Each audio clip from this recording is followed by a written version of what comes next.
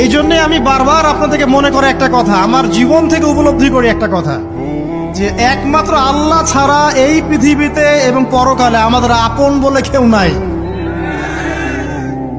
বাকি সবাই সবার স্বার্থের জন্য আছে। মানুষ মানুষের অবস্থানকেই মূল্যায়ন করে, মানুষ মানুষের অবস্থানকেই মূল্যায়ন করে।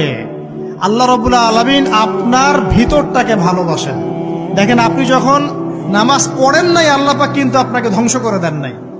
আল্লাহ পরম করুণাময় আপনাকে হেদায়েত দিয়ে নামাজি বানিয়ে দিয়েছেন। জীবন অনেক পাপ করেছেন, ইনস্ট্যান্ট আল্লাহ পাক শাস্তি দিতে পারতেন, আল্লাহ পাক দেন নাই। আল্লাহ আপনাকে ভালোবাসেন, আল্লাহ আমাকে ভালোবাসেন। আল্লাহ পাকের এই ভালোবাসার ঋণটা শোধ করার জন্য হলেও নামাজি হয়ে যান, আল্লাহর পথে ফিরে আসেন, দিনের জন্য কিছু করেন, দিনের ফিকির করেন, পড়াশোনা করেন। প্রিয় ভাইরা, আল্লাহ পাক তৌফিক